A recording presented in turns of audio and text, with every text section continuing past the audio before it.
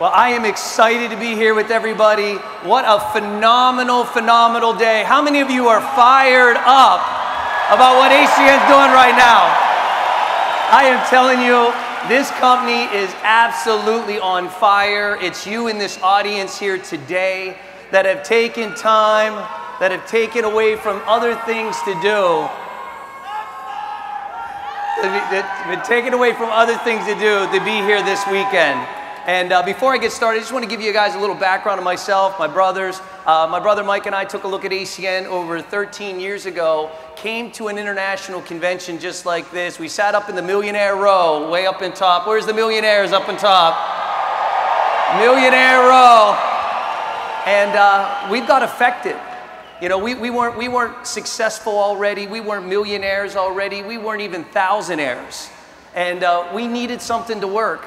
And here's what I found is that we took ACN incredibly seriously because we didn't have many options to be financially free. And here's what I believe. I believe that was a blessing in our life that we did not have many options. Because I meet people all the time that have options and that get good at a couple things but never get great at anything. So I started dreaming, I started getting excited about the opportunity, and I started getting serious about the business that was put in front of us this weekend. And that's what I want you guys to walk out of here this weekend with, a set of seriousness. Now, my job today is to talk about leadership, leading by example, creating the right mental attitude for success. Now, how are you successful in ACN? Is you've got to become a raging fan of ACN. Get my slides to work. Now, how many of us agree that's a raging fan? Now, here's what's crazy about that. They make no money. They don't own the team. They don't play for the team. But how many of us agree everybody knows what that guy's into? How many of us agree his family knows what he's into? His friends know what he's into. See, you've got to adopt that raging fan mentality in this opportunity. Now, if you were to leave here this weekend and paint your face, ACN, how many of us think you might pique some interest? How many of us you might find some people go, what are you doing? Funny you asked. See, you've got to become that raging fan in this opportunity, but how are you going to do it is you got to believe. That's what this weekend's about. It's about believing. How many of us got some emotional feelings as we heard people share their testimonial from this microphone? I remember when I was here, I was crying. How many of you realize I wasn't crying over phone service? I wasn't crying over energy. I was crying at people living their human potential. It was a celebration of human potential. And let me tell you something. These individuals that spoke as regional vice president, Michael on as senior vice president, they did not go regional vice president today. They went regional vice president going from living room to living room to living room. They went regional vice president when people were quitting in their business. That's when they went regional vice president. They went regional vice president when they were out doing the things that other people were not willing to do. We're just celebrating them this weekend, yes or no?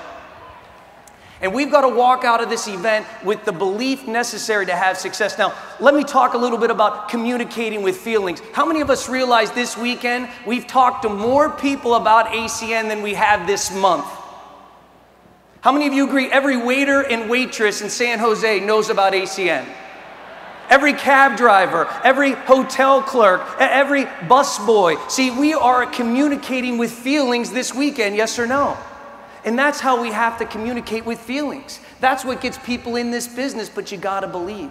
Now, let's talk about the benefits. The first benefit I want to talk about is personal growth.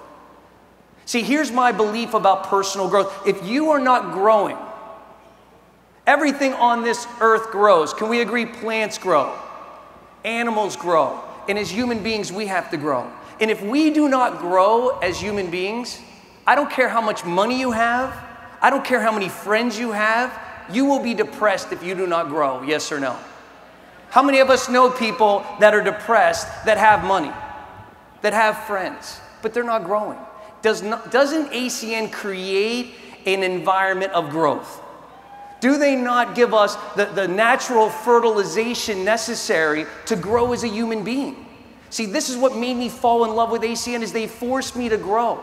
They made me come to these weekends once every 90 days so that I got to grow as a human being. And the more I grew, the more everything around me grew right along with it.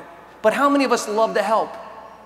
See, I'm in this business to help. I watched Joe Goodyear and Jeff Street. These guys go platinum regional vice president. I remember meeting Jeff Street and him living in a place that should have been condemned when he got involved in ACN. He wasn't the success story he is here today. And he got involved in this business, and we watched him grow, and we watched him develop. And today, he doesn't live in the same place he lived at when he started. Today, he lives anywhere he wants.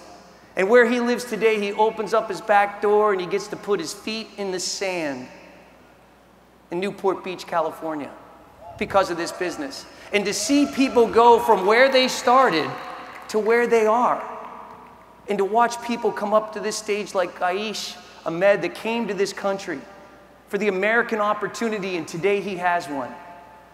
And to watch Joe Goodyear go to a PBR where he was the only guest at the PBR. Or Joe and Rebecca Senna that went regional vice president. I watched them for 6 years grow and become.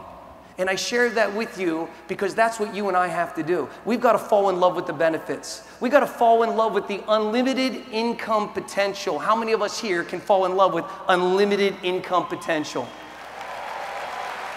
Unlimited. But you got to use the tools. You got to use the services. You got to be a fan. You got to become a raging fan of your success here at ACN. Now let's talk about what it's going to take as a leader. First thing is, leaders control their emotions. Can we agree with that? There we go. Leaders control their emotions. You've got to become mentally tough in this business. And here's what I mean. Can we agree everybody's going to give you their opinion about ACN? And let me tell you whose opinion matters in this world. Your opinion. That's the only opinion that matters, because when my friends said this wasn't a good idea, how many of us agree I changed their opinion today? Now, if they would have changed my opinion when I first started, I would have never changed theirs. So the only opinion that matters here is your opinion.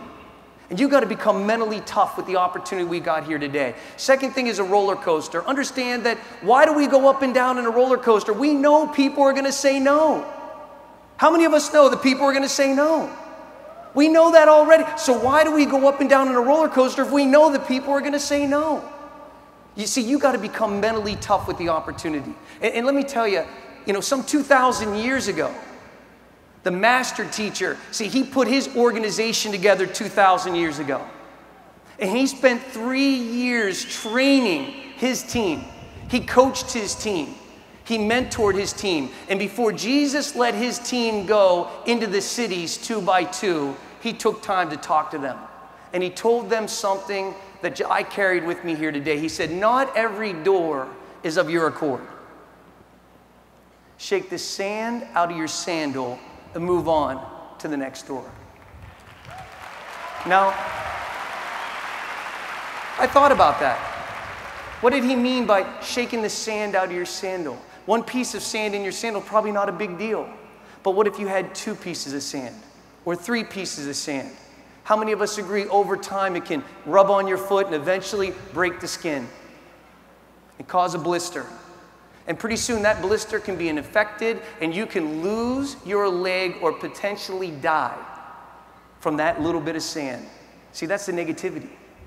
You got to leave it at the door. It doesn't matter they don't buy our story, you just don't buy their story. Now let me talk about leaders and what leaders do. See, leaders lead by example. They become self-disciplined. And let me tell you what self-discipline means. It means having a dream board. It means writing your goals down. See, most people don't write their goals down. They did a study in Harvard in 1954 where they took the graduating class, and out of the graduating class of that year, only 3% wrote their goals down. And they followed that same graduating class for 20 years. And 20 years later, those 3% that wrote their goals down did better than the 97% combined. That's how important it is to write your goals down. to write down what you want. See, goals are like a GPS. How many of us know when you're in a GPS and you get a little off course and you take a wrong turn, as we all have in a vehicle, doesn't it just say, get back on, do a U-turn, turn around, take the next left, and it keeps on annoying you and nagging at you until eventually you listen to that GPS and get back on course with your dreams and your goals and what you want to see happen based on this opportunity. But, understand that you got to become self-employed. And I had to play mental games with myself when I got started, that I had to become self-employed. See, here's what I find is there's some great employees in ACN, but horrible bosses. Great employees will show up when they are told to, leave when they're told to, do what they're told to do. But when you're in ACN, you become self-employed. And so I had to play a mental game. And I just want you to go along with me when I talk about this. See, let's say that you're at a gym and you're working out, and week after week you eventually meet somebody, they start liking you and you like them, and they said, you know what, you're perfect for this new company that we're bringing into the market. We've got a position in our company we'd love to put you in. And let's say that person that's interviewing is you. And let's call that person Pat 1. And Pat 2 is the employee, and Pat 1's the boss. And so Pat 1 says, listen, I've got this perfect job, and it pays $300,000 a year. And Pat 2 says, tell me all about it. What do you need me to do for $300,000 a year? Well, I need you to do a couple different things, but primarily what I need you to do is talk to 10 people a day. For $300,000 a year, I'll talk to 20 people a day. Well, we don't need you to talk to 20, just 10. We need you to learn how to do some trainings. We need you to learn how to get some customers and do some presentations. But essentially, we need you to talk to 10 people a day. When do you want to start? I want to start right now. Pat 1 says, how about you start on Monday? No problem. Pat 2 goes home that night. He's so excited, got himself a new opportunity, can't even sleep, is excited about $300,000 a year. Monday morning comes, Pat gets up, goes downstairs, has his breakfast, answers the phone, takes the dog out, looks at his watch, it says 9:08. Supposed to be at work at 9 o'clock. Pat 2 says, okay, well, I'll just make up for it later, jumps in his car, puts his key in the ignition, looks in the rearview mirror, and guess who's sitting in the back seat? His boss.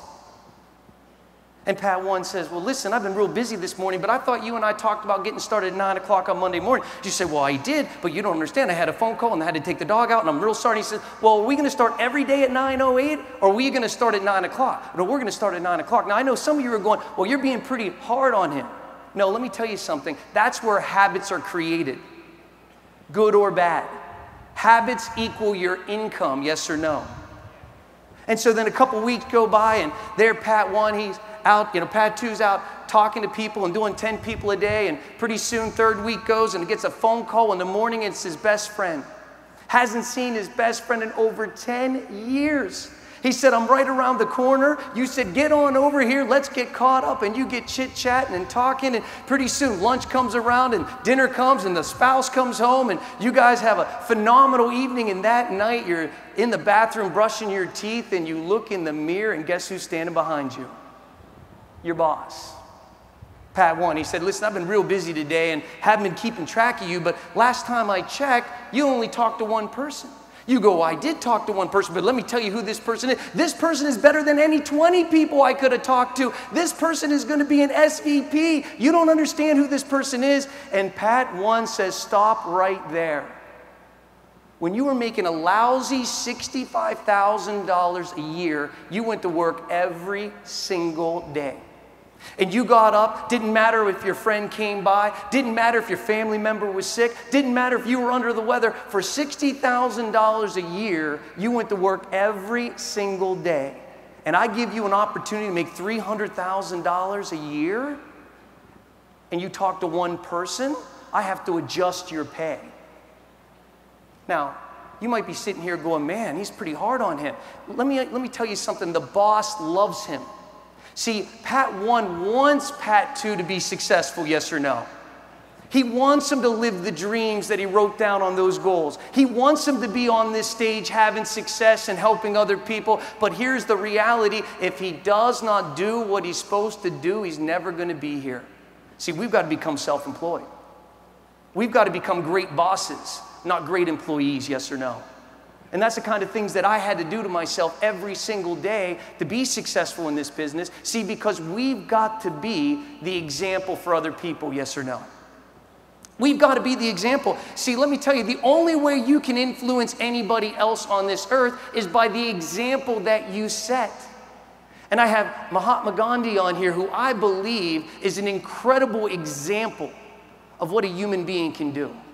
Here's an individual that inspired a nation of 500 million people because of his example. That's what he did. And let me tell you about Mahatma Gandhi. See, he wasn't wealthy. He didn't have an army to speak of. He didn't have any political pull. Here was a man, through his example, inspired a nation. See, one day Gandhi had a mother and a son come up to him, and the mother said, "Gandhi, my son is eating sugar. Would you talk to him about not eating sugar?" And Gandhi said, "Would you bring him back in 30 days? And the mother said, "I don't understand why." And she did what asked and traveled back to her home, and 30 days later came back to see Gandhi. And Gandhi knelt down and took the son's hand between his, and he said, "Don't eat sugar. It's bad for you." And embraced the child. And the mother said, "Why couldn't you told him that 30 days ago?" He said, 30 days ago, I was eating sugar. See, I had to stop eating sugar to expect somebody else to do what I was asking them to do. That's an example. And there goes Mahatma Gandhi on a day that he had taken a vow of silence where he wouldn't speak for an entire day. And a reporter from the West ran up to him and said, "Do you have a message for the West? Do you have a message for the world?" And Gandhi took out a piece of paper and wrote something on a sheet of paper and folded it up and handed it to the reporter. And he opened it up and said, "Let my life be the message." And in August 1947, Mahatma Gandhi did something that hadn't been done in 200 years. He freed the nation of India with his example. And it had never been done without a military, without any political pull, without any money, just based on an example. And then January of the following year, 1948, he was assassinated and he was shot. And before he died, he forgave the man that killed him. That's an example. Yes or no?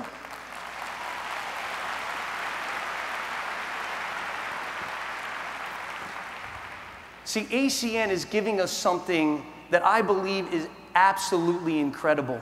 And it's the opportunity for us to feed children. And you know, as my brother Mike and I went through our reports and happened to be in my brother Andrew's organization, there was a gentleman who had over 70 customers in his first 30 days. And so we picked up the phone to give him a call, to give him a congratulatory, phenomenal job. And as we spoke to this individual, we wanted to know, what are you doing? How are you able to go out and get 70 customers in your first 30 days? And he said, all I do is I've taken that We'll Play for Food video and I texted to people and I said, would you watch this? And then I call them up afterwards and I talk about the fact that we're feeding children. And he said it moves people to the point that they want to help and they want to get involved. And I was blown away by his testimonial. And so before I take anything out to the organization, how many of us agree we got to test these things ourselves? So there I am at the gym and, working out, and all of us, we see a lot of the same people. And, one specific individual came up to me at the gym and they said, what do you do? I said, me? I'm the Senior Vice President of Feeding Children. They said, really? I said, I am so passionate about this organization that we partnered with, that we're feeding kids. Matter of fact, I said, do you mind if you give me your cell phone? I want to text you a video that you can watch, and I'd love to follow up with a phone call if you like what you see. They said, absolutely. And they took their cell phone number and I texted them out the video of We'll Play for Food and called them back and opened the conversation up about what we're doing here today. And what I found is I started doing research about, the unlimited opportunity of a cause-based mission. And here's what I found, is that number one, can we agree everybody wants to help children, yes or no? And here's what I found is that 88% of Americans said that they would buy a service from somebody that had a social benefit. 84% said that they would refer it to friends and family if it had a social benefit. See, here's what I love about our partnership with Will Play for Food. Can we agree they're not saying no to us? As a new IBO, can we agree they need to have a little confidence? And let me tell you what the confidence here is. We're making a difference. And we're doing something honorable and noble. And we're going to feed 1 million children with us in this stadium. And who's with me on that? Who wants to make a difference in some child's lives? See, you've got to understand that's the opportunity that we have here today, that we can do something significant. And so what I did is very simple, is we put together a small little video. And how many of us love what the 4 founders gave all of us here this weekend with that video, to be able to send to somebody in 3 minutes and ask them a simple thing? Can you do me a huge favor and watch the video, please? Now, how many of us agree there's people that we know that are going to naturally want to be involved in helping children? Isn't there going to be people that are going to want to say, I don't care what the price is, if I know I'm making a difference, yes or no? How many of you that are parents out here would love to be able to make a difference for children all over the United States? See, understand that ACN will be the engine that will drive the Will Play for Food to becoming one of the greatest charities there ever was. And if you look at the United Way, and you look at the Red Cross, and you look at all these charities that have done some significant things around the world, how many of us agree we're going to do the same thing right here at Will Play for Food, yes or no? I am telling you, we're on to something big here. We're on to something significant. But here's what I'll share with you right now today, is that what they've announced, I believe, is so big, we can't even comprehend how big it is, on how big it's going to be for customer acquisition. And here's what it's going to come down to.